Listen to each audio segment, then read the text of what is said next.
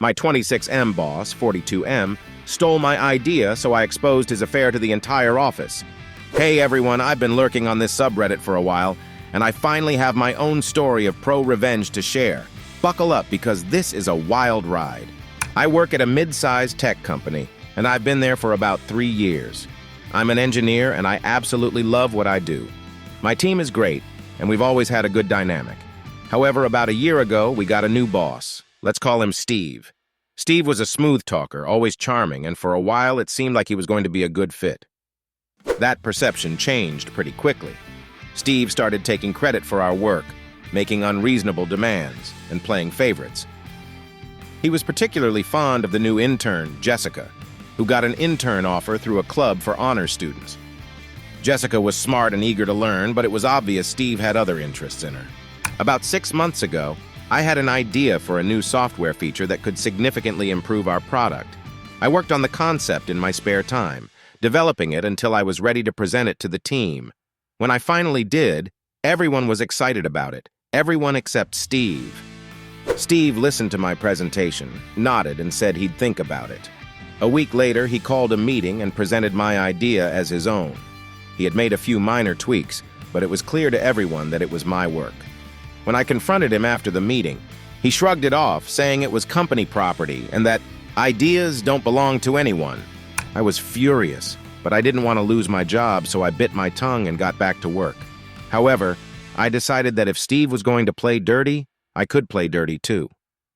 Steve's obsession with Jessica wasn't exactly a secret. They would often go to lunch together, and he would give her preferential treatment. Jessica, being young and impressionable, seemed to be flattered by the attention, but there were rumors flying around the office about their relationship. One day, Jessica confided in me during a coffee break. She was upset and didn't know who else to talk to. She told me that Steve had been making advances towards her and that she felt uncomfortable. I advised her to go to HR, but she was scared she would lose her internship and any chance of a future job at the company. That's when I decided to take matters into my own hands. I started by keeping an eye on Steve and Jessica. It wasn't long before I noticed them sneaking around and spending an unusual amount of time together. I installed a small camera in the common break room where they often met, making sure it was discreet and out of sight. I also managed to get access to some of Steve's emails and text messages. Don't ask how, but let's just say my tech skills came in handy. What I found was shocking. Steve was not only pursuing Jessica, but had already begun a full-blown affair with her. The emails and texts were explicit and left no room for doubt about what was going on. Armed with this evidence, I decided it was time to take Steve down.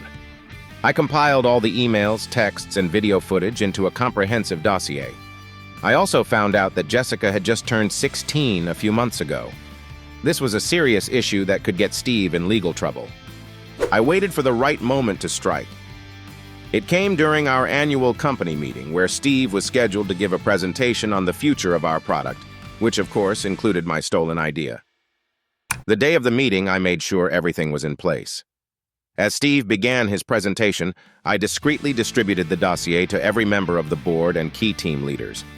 I also sent an anonymous email to the entire office, including the evidence of Steve's affair and his exploitation of Jessica. The reaction was immediate. People were shocked. Whispers spread like wildfire, and Steve's presentation fell apart as the news spread through the room. The board members quickly called an emergency meeting, and Steve was escorted out of the building. HR launched an investigation, and the evidence I provided was irrefutable.